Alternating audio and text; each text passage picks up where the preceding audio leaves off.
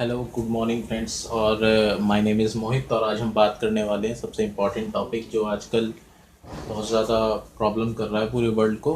वो है कोविड-19 यानी कि कोरोना वायरस। अब कोरोना वायरस है क्या? एक्चुअली एक वायरस है जो रेस्पिरेटरी सिस्टम यानी कि जो हमारे स्वास्थ्य तंत्रिका पे असर करता है, बाकी पूरी बॉडी पे असर करता है। बट इशू वही है कि ये जो वायरस है सबसे ज़्यादा सांस लेने में तकलीफ़ होती है इस वायरस के थ्रू। और ये वायरस पहली बार ही दुनिया में आया है किसी के द्वारा, यानी किसी जानवर के द्वारा ये आया है पहली बार ही। तो इसके बारे में जान लेते हैं, क्योंकि जो आपके एग्ज़ाम्स होंगे, जो भी कोई आगे एग्ज़ाम्स आने वाले हैं, उन एग्ज़ाम्स में इसके ऊपर क्वेश्चंस पूछे जा सकते हैं। अब नई नई टॉपिक्स आ रहे हैं जैसे, तो नए नए क्वेश्चंस भी बनेंगे, ऑब्वियस सी बात है। तो ठीक है, चलिए बात करते हैं बिना किसी देरी के। तो सबसे पहले हम बात कर लेते हैं इसके नाम के बारे में। ठीक है, कि कोरोना वायरस का और क्या क्या नाम है, जैसे कोविड-19। अब सबसे पहले हम बात करते हैं, इसको बोला जाता है एन कोव यानी नोवल कोरोना वायरस। अब नोवल मतलब होता है न्यू, जो सबसे पहली बार आया, ये नया वायरस है, तो इसको इसलिए बोला गया नोवल कोरोना वायरस। ठीक है, उसके बाद है कोविड-19। कोविड-19 होता है कोरोना वायरस डिजीज 19। अब 19 इसलिए बोला गया क्योंकि ये 2019 में आया है। ठीक है, उसके बाद बोला गया है सार्स कोव 2 यानी सार्स कोरोना वायरस 2 क्यों बोला गया? क्योंकि 2003 में सबसे पहले सार्स आया था, जिसको इन्होंने, यानी चाइना में ही सार्स आया था, तो सार्स को इन्होंने मतलब रोक लिया था एक तरीके से। बट वैक्सीन तब भी डेवलप नहीं हो पाई थी, तो इसलिए इसको कोव 2 यानी सार्स का दूसरा वायरस है। और सार्स की फुल फॉर्म क्या है? Severe acute respiratory syndrome. ठीक है, सीवियर एक्यूट रेस्पिरेटरी सिंड्रोम इसका नाम है, यानी रेस्पिरेटरी श्वसन तंत्रिका पे सबसे ज़्यादा असर करता है। अब इसके जान लेते हैं इसके केसेस के बारे में। तो सबसे पहला केस कहाँ पर आया और आउटब्रेक कहाँ से हुआ?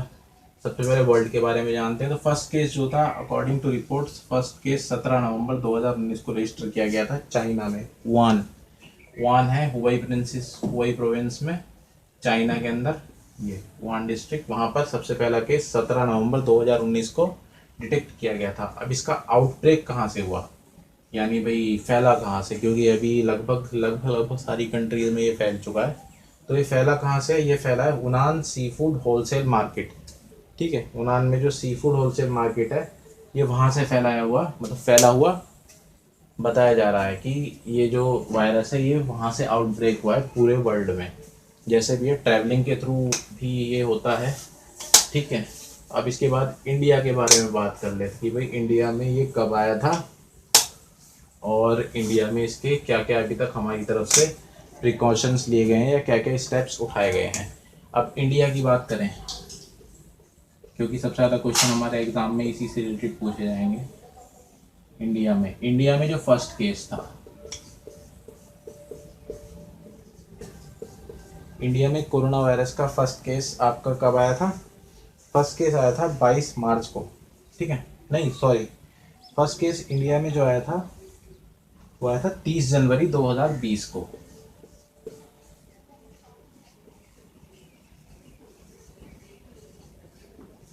यानी 30 जनवरी 2020 को इंडिया में फर्स्ट केस आया था, जो कि कौन सी स्टेट में आया था? केरला।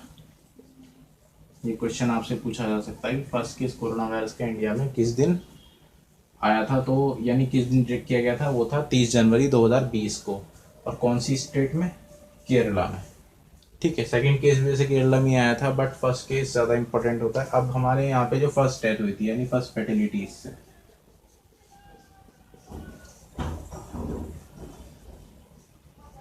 फर्स्ट डेथ हुई थी वो हुई थी 12 मार्च 2020 को।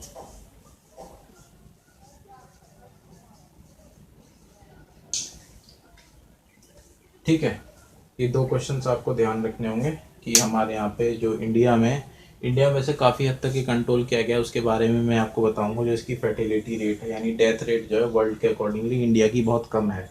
तो हम बात कर लेते हैं। सबसे पहले हमारे यहाँ जो फर्स्ट केस था वो 30 जनवरी 2020 को आया था केरला स्टेट में, और फर्स्ट डेथ जो हुई थी वो 12 मार्च 2020 को हुई थी। ठीक है, इंडिया के अंदर। अब बात करते हैं इसके फेटिलिटी रेट के बारे में। ठीक है, अब इसका फेटेलिटी रेट जो है, यानी वर्ल्ड के अकॉर्डिंगली जो मरने वालों का जो एक परसेंटेज होता है, इसको बोलते हैं फेटेलिटी रेट।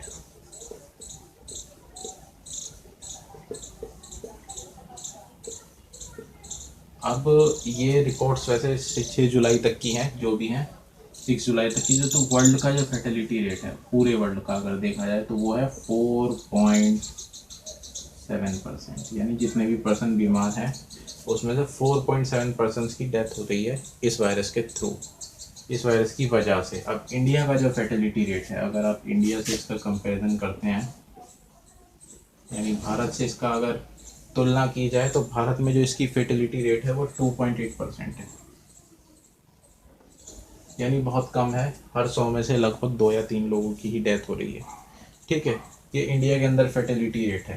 अब ये तो हो गई सारी चीज़ें, एक बार दोबारा से इसको कवर अप आप कर सकते हैं, दोबारा से वीडियो एक बार देखेंगे तो आपको सब चीज़ें पता चल जाएंगी। अब बात करते हैं इंडिया में केसेस के बारे में, कि इंडिया में जो केसेस हैं वो सबसे ज़्यादा किन किन स्टेट्स में या सिटीज़ में है, और किस सिटी या स्टेट में या यूनियन टेरिटरी में कोई भी केस नहीं है।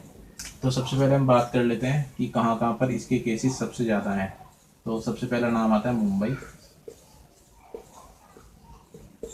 ठीक है, मुंबई में इसके केस सबसे ज़्यादा हैं। उसके बाद आता है दिल्ली। ठीक है, दिल्ली हो गया। उसके जो ये मेजर सिटीज़ हैं, उसके बाद है अहमदाबाद। अहमदाबाद हो गया। अहमदाबाद के बाद आता है आपका चेन्नई। ठीक, चेन्नई के बाद आता है आपका पुणे, और पुणे के बाद आता है आपका कोलकाता।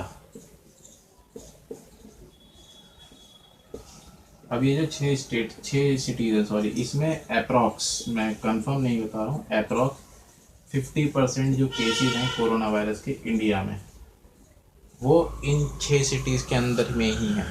ठीक है, इसके अलावा भी हैं, यानी 50% केसेस अप्रॉक्स इन 6 सिटीज़ में। इसके बाद पूरे इंडिया में मिला के 50% केसेस हैं। तो आप देख सकते हैं कि ये जो 6 सिटीज़ हैं, ये मेजर सिटीज़ हैं, मुंबई, दिल्ली, अहमदाबाद, चेन्नई, पुणे और कोलकाता। सबसे ज़्यादा मरने वाले या जो डेथ हुई है वो दिल्ली में है।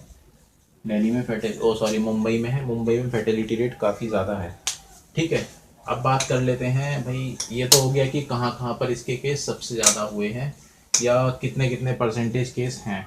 अब बात करते हैं कि किस यूनियन टेरिटरी या स्टेट या डिस्ट्रिक्ट में नहीं है कोई भी केस, तो वो एक ही है, वो है लक्षद्वीप आइलैंड।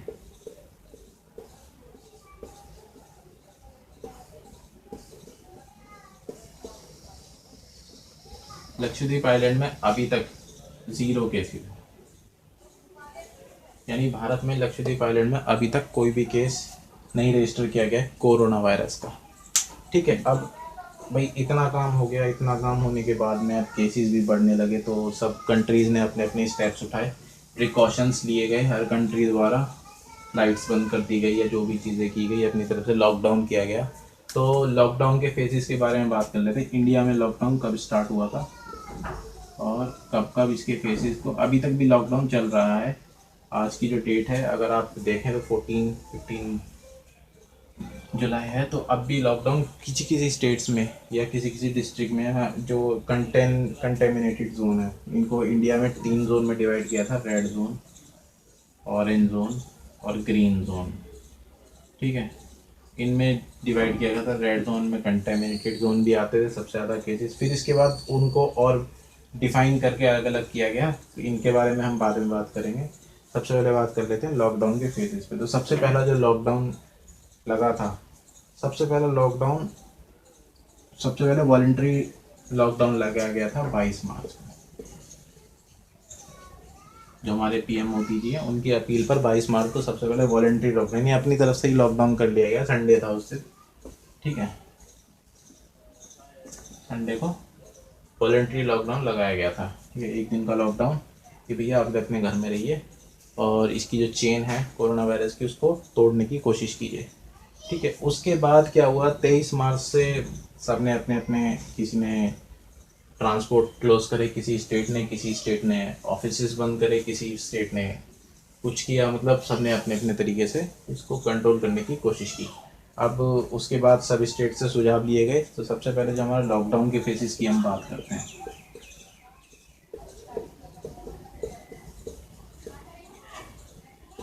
लॉकडाउन फेजेस की बात करते हैं। सबसे पहले जो लॉकडाउन लगाया गया था वो लगाया था 24 मार्च से। ठीक है, इम्पोज किया गया था 24 मार्च से 21 दिन का लॉकडाउन, यानी 21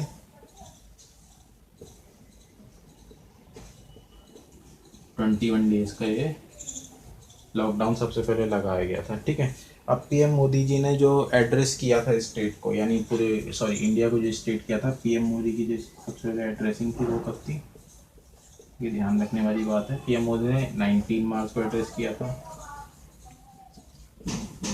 ठीक, और उसके बाद 24 मार्च को एड्रेस किया था।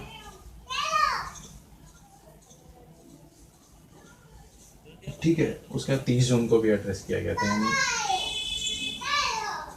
इस तरीके से ये पीएम मोदी जी की जो स्पीच थी इसमें भी बहुत सारी चीज़ें की गई थी कि भाई जो कोरोना वायरस के वॉरियर्स हैं, यानी जो हेल्प कर रहे हैं, डॉक्टर्स हो गए, पुलिस हो गई, वो सब हो गए, उनके रिगार्डिंग कैसे उनको सैल्यूट दिया जाए या उनको सम्मान प्रोवाइड किया जाए थाली बजा के या दिया जलाने के बाद।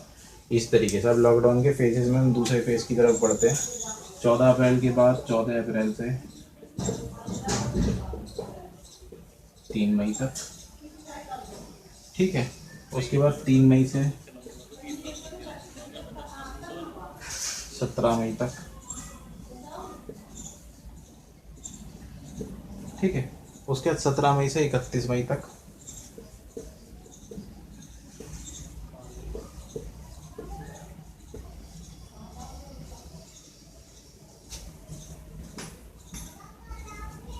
ठीक है, 31 मई तक। उसके बाद में भी लॉकडाउन अभी चल रहा है, यानी किसी किसी स्टेट में, बट अनलॉकिंग की प्रक्रिया भी शुरू की गई थी। ठीक है, और इस तरीके से ये लॉकडाउन के फेजेस हैं जो मैं आपको बता चुका हूँ। ठीक है, अब हम बात कर लेते हैं भाई, फर्टिलिटी रेट हो गए, स्टेट्स हो गए। अब हम बात करते हैं इसके जो आपके फंड्स हैं, यानी फंड्स जो दिए गए हैं, किस किस ने कितना फंड प्रोवाइड किया है और भाई क्या क्या हुआ है। सबसे पहले हम बात कर लेते हैं इंडिया के बारे में। इंडिया में सबसे पहले जो फंड था वो था पीएम केयर फंड, जो पीएम मोदी जी ने स्टार्ट किया था। इसमें एक 20 लाख करोड़ का भी फंड है जो 5 दिन के अंदर हमें कुछ डिटेल में बताया गया था। वो मैं यहाँ पे नहीं बता रहा हूँ, वो मैं आपको बाद में बताऊँगा। तो पीएम केयर फंड्स के बारे में अगर हम बात करें तो पीएम केयर फंड्स जो है वो शुरू की गई थी आपकी 28 मार्च को। ठीक है, अगर हम पीएम केयर फंड की बात करते हैं तो ये 28 मार्च को शुरू किया गया था। इसके मेंबर्स में बात करें तो जो हमारे नरेंद्र मोदी जी थे, ठीक है, ये इसके चेयरमैन हैं। ठीक, इसके मेंबर्स की बात करें, अब इसके अंदर जो मेंबर्स थे वो थे भाई हमारे जो होम मिनिस्टर हैं श्री अमित शाह। ठीक, उसके बाद हमारे जो डिफेंस मिनिस्टर हैं राजनाथ सिंह जी।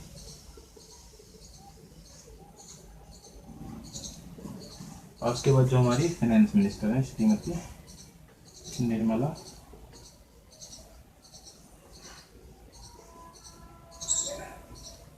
सीतारमन जी।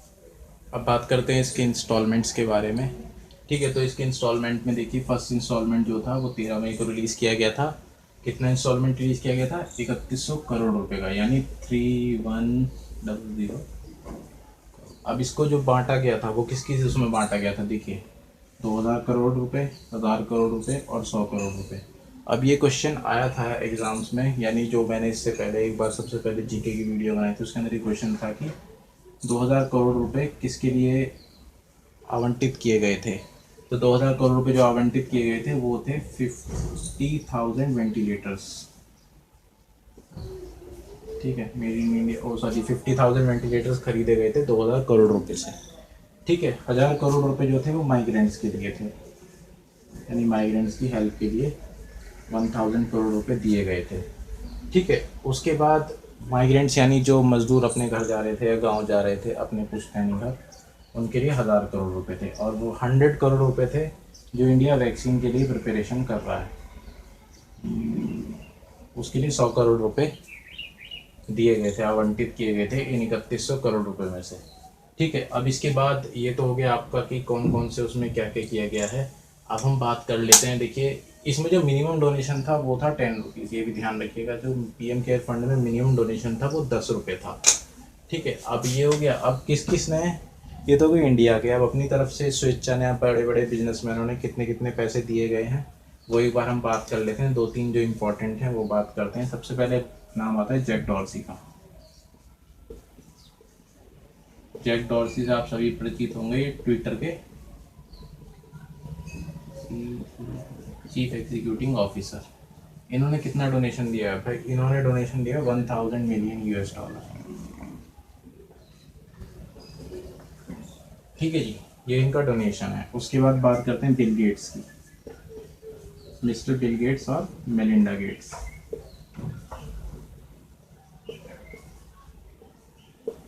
भाई इन्होंने जो डोनेशन दिया है वो है 255 million US dollar. 255 million US dollar का इन्होंने डोनेशन दिया है। ठीक है जी, अब बात करते हैं इंडियन बिजनेसमैन अजीम प्रेम जी का।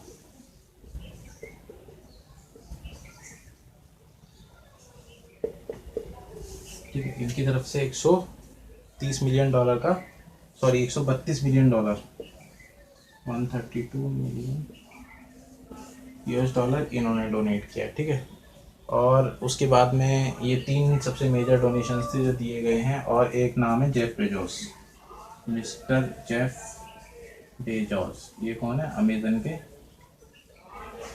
CEO। इन्होंने जो डोनेशन दिया है वो है 100 मिलियन US डॉलर का। ठीक है, ये हो गए डोनेशंस। और इसके बारे में जो भी कोई बाकी डोनेशंस हैं इन्हें आपको याद करने हैं। बाकी जो भी कोई अपडेट होगी इसकी रिगार्डिंग, मैंने सभी चीज़ें कवर की हैं। वैसे 20 लाख करोड़ का जो फंड था वो कवर नहीं किया है।